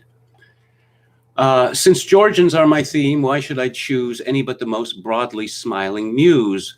Inspire me fun and set my fancy gliding. I'll be your Graves and you my Laura Riding. Or since the metaphor has set you frowning, that other Robert and his Mrs. Browning. Let us commune together soul with soul, and of our two half-wits compound a whole. Swap brains with me for better or for worse, till neither knows which writes the other's verse. Think all my thoughts, though they be stale and few, and when you think, I'll think the same as you. For when two minds, without a single thought, two hearts that beat as one, in touch are brought, there's nothing for it but to burst all fetters, and form a joint hermaphrodite of letters. A Janus-headed monster, feared of men, facing both ways, armed with a double pen, able at once both to advance and shunt, to speak behind and prophecy in front. As sort of amphisbena, strange to see, each with his face where the other's rump should be. A quadruped most difficult to class, though half a man, yet totally an ass. To Darwin's theories, a flat negation, but a loud yes to Dunn's interrogation. Were not a calf a monster that were grown, faced like a man, though better than her own? Shall we allow this double child of Bashan to yankify our unresisting nation and all unrivaled play its sounding parts? That gives you an idea of the style of Campbell's satire. Long live the dog and his attendant clown, since modesty's the measure of renown. And so, as one, when wolves are on his course, to save his life will sacrifice his horse. He who would rise must rather walk than ride, and fling to tugging cars his hamstrung pride. Then farewell, Pegasus, you've got the spavin. Let those who will upon your carcass raven. But with that noisy pack I'll have my jest. For can I not be humbler than the rest? Down to the depths I'll drive my starveling soul, out-tunneling the shovel-headed mole, to where in shady caverns underground the sacred throne of modesty is found, where sheepish-looking tigers slink around, and bashful peacocks, perched on wooden pegs, sit moping with their tails between their legs. Here orioles and rollers shun the view, and trogons love to molt the long ear through, where if the red flamingos seem to flame, it's only that they're blushing out of shame. Here social eagles, clattering in flocks, have quit their lonely eyries on the rocks, for farmyard barns, the synagogues of owls, and hutches whitened by the dung of fowls. Dinner, most ancient of the Georgian rites, the noisy prelude of loquacious nights, at the mere sound of whose unholy gong the wagging tongue feels resolute and strong. Senate of boors and parliament of fools, where gossip in her native empire rules. What doleful memories the word suggests, when I have sat like Job among the guests, sandwiched between two boars, a helpless prey, chained to my chair and cannot get away, longing without the appetite to eat, to fill my ears more than my mouth with meat, and stuff my eardrums full of fish and bread against the din to wad my dizzy head. When I've watched each mouthful that they poke between their jaws and praying they might choke, found the descending lump, but cleared the way for further anecdotes and more to say. Oh, dinners, take my curse upon you all, but literary dinners most of all, where I have suffered, choked with evening dress and ogled by some frowsy poetess, while pretty housemaids with their ankles fine, serving the dishes, pouring out the wine, seem set on purpose with their dainty legs to tantalize our patience to the dregs. As with loose thoughts and roving eyes astray, we strive to focus on the latest play, giving my dinners silent and alone, or with some sparks to frowsiness unknown, a girl or two whose eyes with mirth are lit, and there, like kings in council, let us sit. See, Campbell knew all of these people. He knew the Bloomsbury crowd intimately. Wyndham Lewis, who was a friend of Wyndham Lewis, the painter, novelist, poet, philosopher, was a friend of Roy Campbell's. Wyndham Lewis once said, Lewis was a difficult man to get along with. Wyndham Lewis once said, "I've never loved anyone but you, Roy, a little." Wyndham Lewis was one of these Bloomsbury literary parties, and he had lost a stud for his shirt. And sure enough, Virginia Woolf and the rest of these jackals mocked him for his poverty, because that's the kind of people that they were. Yes, Roy Campbell was a man who pursued grudges against another South African writer. I think Roy Plomer. He wrote a poem called "Creeping Jesus." Yes. Yes, the Pommies. Here's some short poems by him. Of the dead bones, accepting the rot and cursing us others for standing up straight in spite of the weight and not lying down before shot. Since standing or lying, swimming or flying may come to the same in the end. Much it must matter if straighter or flatter, we stand or we wallow or bend. To a Pommy critic, I cannot voice your hesitations, your difficulties on your doubt. The rictus of your affectations would sprain my jaw and knock me out. I see the obvious 10 leagues off, the lighthouse of my little theme. It does not make me sneer or cough, that things resemble what they seem. Philosophy? He is an ass who tries to fish in such a stream. I skim the mirror of its cream when beauty simpers in the glass, and take whatever comes to pass, though it should happen in a dream. To the future, you, all propitious season, older than Adam's race, with what foresight and reason you shame to show your face. I want to talk, yes, this is quite good, actually. Campbell was a great fan of Lorca, the Spanish poet, despite their obvious political differences. And there's still a lot of mystery about Lorca's death. Roy Campbell wrote, "Not only did he lose his life by shots assassinated, but with a hatchet and a knife was after that translated." And I think I'm going to read some of Campbell's translations from Baudelaire. I don't know, this is perhaps my favorite book. There are many translations of Baudelaire, but this is the one that I like the best. It includes The Flowers of Evil and everything else. All of the poetry of the great Frenchman. Here's a poem about being an artist and how an artist fits in or does not in the world. It's called The Albatross. Sometimes for sport, the men of loafing crews snare the great albatrosses of the deep, the indolent companions of their crews, as though the bitter vastitudes they sweep. Scarce have they fished aboard these airy kings, when helpless on such unaccustomed floors, they piteously droop their huge white wings and trail them at their sides like drifting oars. How comical, how ugly, and how meek appears this soarer of celestial snows. One with his pipe teases the golden beak, one limping mocks the cripple as he goes. The poet Like this monarch of the clouds, despising archers, rides the storm elate, but stranded on the earth to jeering crowds, the great wings of the giant balk his gait. Baudelaire, a very modern poet, you know, and that he expresses all his feelings, his joy, his sadness, his rage, his lust. Of course, this was shocking. His poems were shocking at the time, and they were banned, and Baudelaire had to flee to Belgium. Here's a poem, Ill Luck. So huge a burden to support your courage, Sisyphus would ask. Well, though my heart attacks its tasks, yet art is long and time is short. Far from the famed memorial arch, towards a lonely grave I come.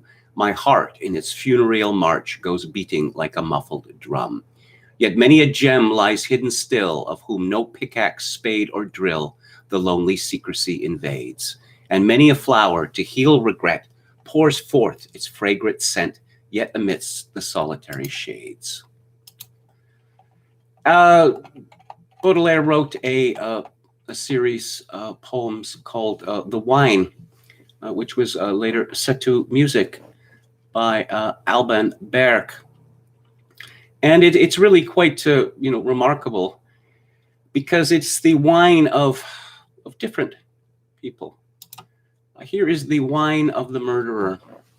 My wife is dead. I'm free. From hence I'll drink my fill, and that's the truth. Each time I came back with no pence, her screechings drilled me like a tooth. Now I am happy as a king, air pure, a cloudless sky above.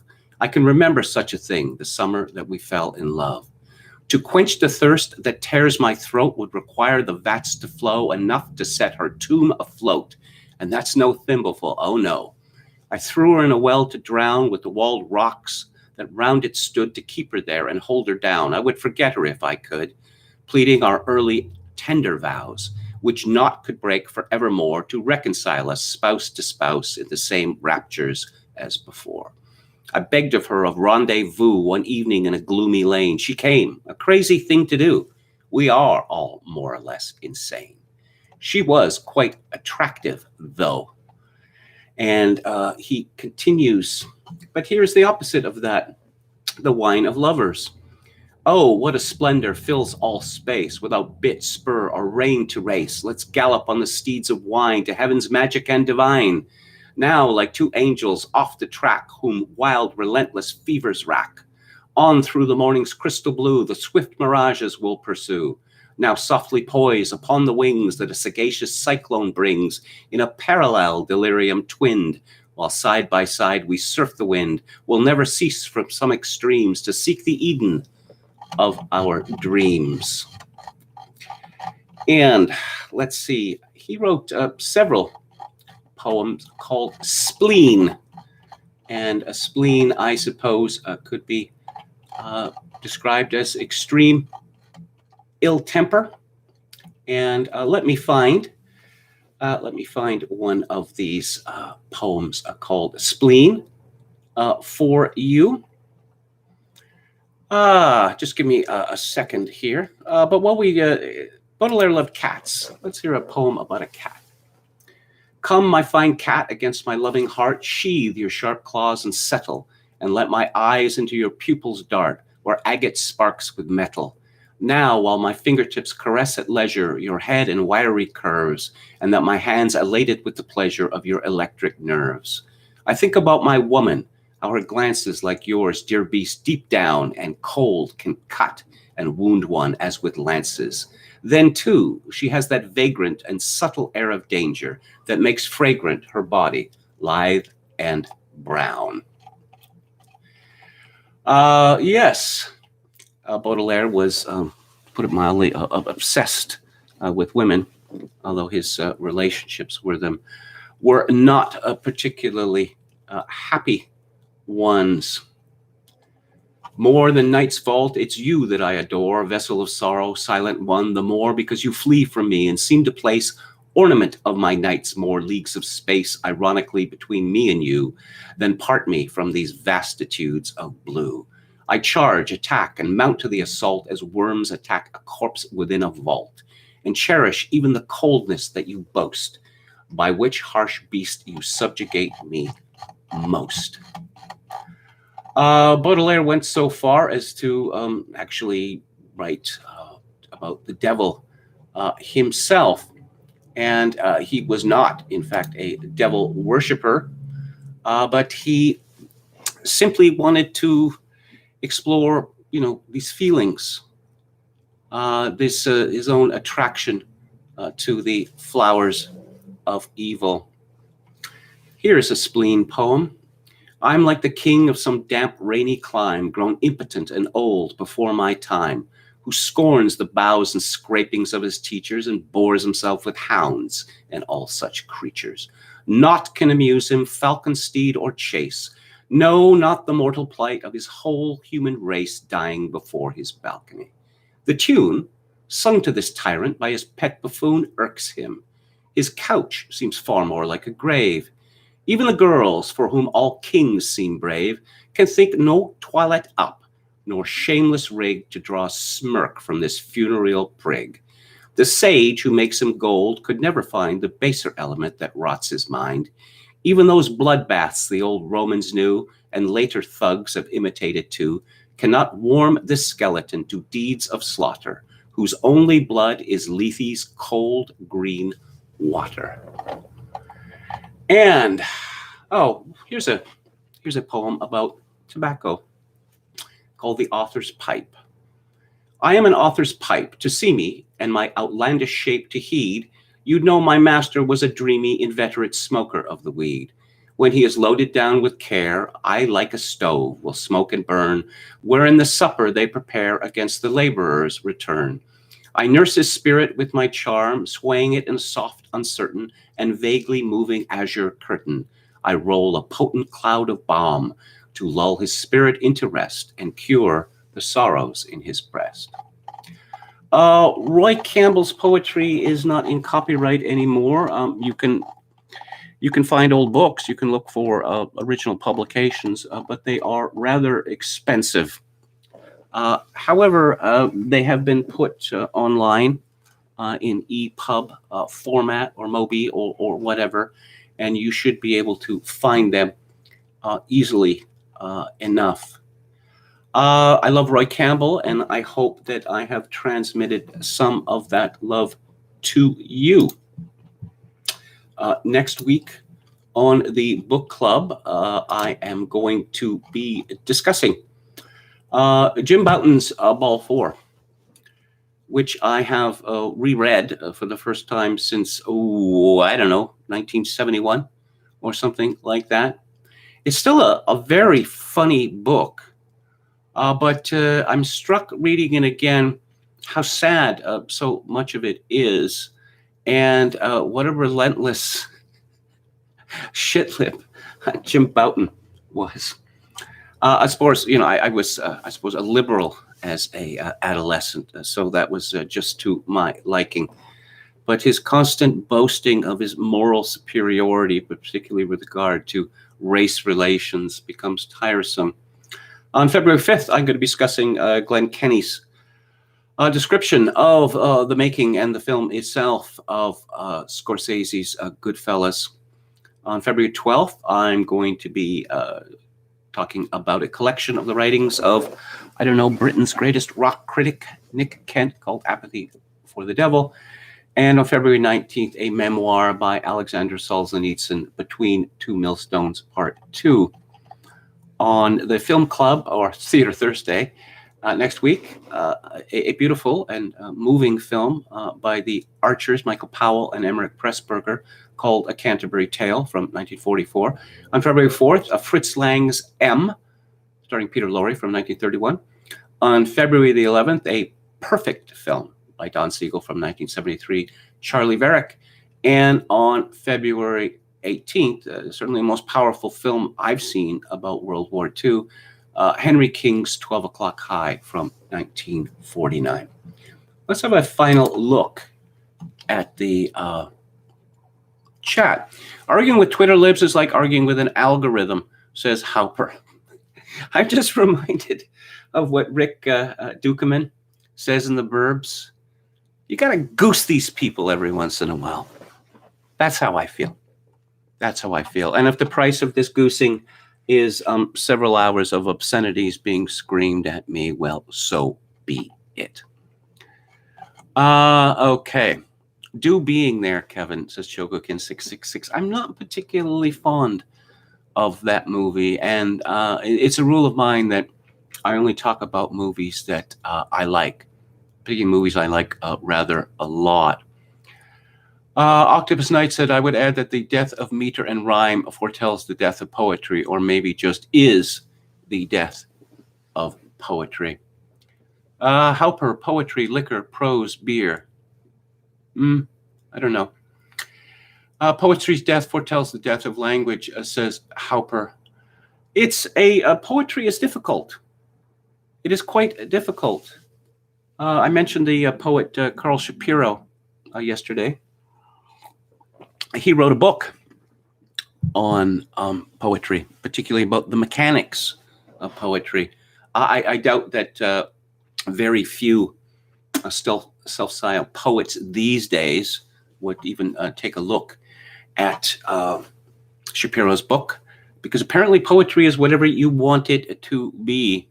You know, Oberon Waugh, when he founded the Literary Review, one of his aims was to bring back poetry, by which he meant poems that had meter and rhyme. I don't know how successful he was. Well, obviously he wasn't successful, because poetry is a dead art form, joining the short story and I guess the novel. The only novels that are read now are what? My werewolf billionaire half-brother lover, that sort. Women love that stuff. Rom-com books, aga-sagas, particular kind of book which is popular in Britain. Your country home. And these aspirational books, or these wish fulfillment books of strong, independent women in their 40s who take shit from no one. Who happened to hook up, with hunky 21-year-olds on a Caribbean island or some such. That it was that author or someone similar that she met some hunky young man on a Caribbean island and took him back to America as her husband, and then discovered to her grief that he was a homosexual who only wanted an American green card. Many such cases. Oh, Octopus Knight says there can be no poetry after the Capitol insurrection. Yes, that is a very clever reference. Very good. The original phrase just always infuriated me. No poetry? Oh, I don't know. How about no candy? No baseball? And why stop there? Apparently no one is allowed to enjoy themselves anymore after the Holocaust. Meatyhead says, well, KMG hasn't gone to reading Leonard Cohen poetry books. I quite like Leonard Cohen as a songwriter and interpreter of his own works. He's certainly singular. He's not much of a singer, but then, of course, neither was Bob Dylan. Anyway, that's it for today, and that's it for this week. I will be back on the air Monday at 4 p.m. Pacific, 7 p.m. Eastern. If you like the show or any part of it, I would appreciate it if you click on the like button and subscribe to my YouTube channel if you have not done so already. If you would like to donate to this live stream, which I would very greatly appreciate at this present time, my PayPal account is linked to Kevin_Grace@hotmail.com. Once again, Kevin_Grace@hotmail.com. If you're Canadian, you can make a donation directly via Interac at kevingrace@shaw.ca. And I shall leave you with this, my traditional benediction. In these days of social atomization and civilizational collapse, I do dearly wish that you, my dear listeners and viewers, find a genuine human connection in order to ease the burden. Good night.